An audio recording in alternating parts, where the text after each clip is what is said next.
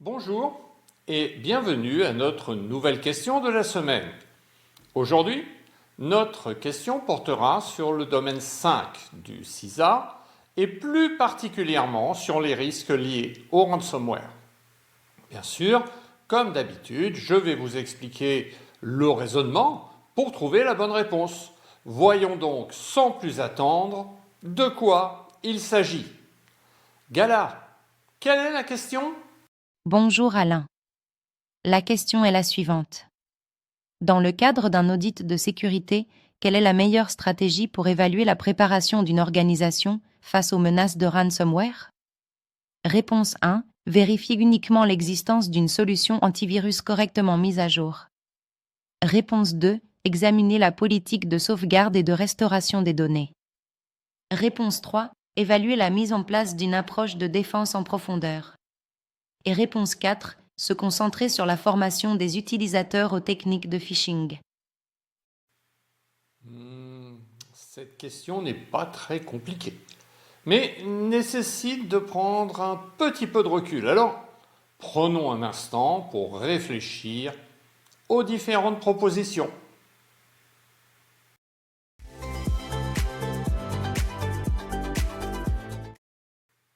Cette question, comme la plupart du temps, comporte un mot-clé.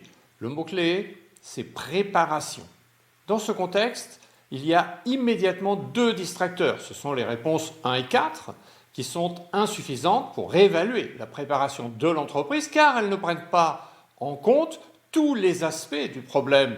Voyons donc en détail chacune des réponses.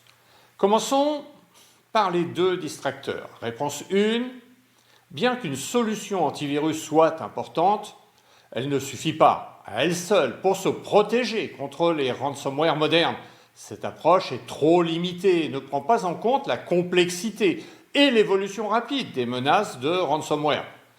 Cette réponse est donc incorrecte. Réponse 4. Bien que la formation des utilisateurs soit également importante, en particulier concernant le phishing, qui est souvent un vecteur d'infection pour les ransomware, cette approche est trop étroite. Elle ne prend pas en compte les aspects techniques et procéduraux essentiels à la protection complète contre les ransomware. Elle est donc également fausse. Il nous reste les réponses 2 et 3. Réponse 2. Bien que les sauvegardes soient cruciales pour la reprise après une attaque de ransomware. Cette approche ne couvre qu'un aspect de la protection. Elle néglige la prévention et la détection, qui sont tout aussi importantes dans une stratégie globale. Nous pouvons donc l'éliminer. Et réponse 3, évaluer la mise en place d'une approche de défense en profondeur est sans aucun doute la meilleure stratégie. Cette approche permet d'une part d'examiner les multiples couches de sécurité, c'est-à-dire la prévention, la détection, la réponse. Ensuite, de vérifier l'existence de contrôles techniques, procéduraux et humains, d'évaluer la segmentation du réseau pour éviter la propagation, d'examiner les politiques de sauvegarde et de restauration, de vérifier les plans de réponse aux incidents spécifiques pour les ransomware et d'évaluer la formation et la sensibilisation des utilisateurs. C'est la meilleure approche pour évaluer l'efficacité du PRA. Par conséquent, c'est bien la réponse 3 qui est la bonne réponse à cette question.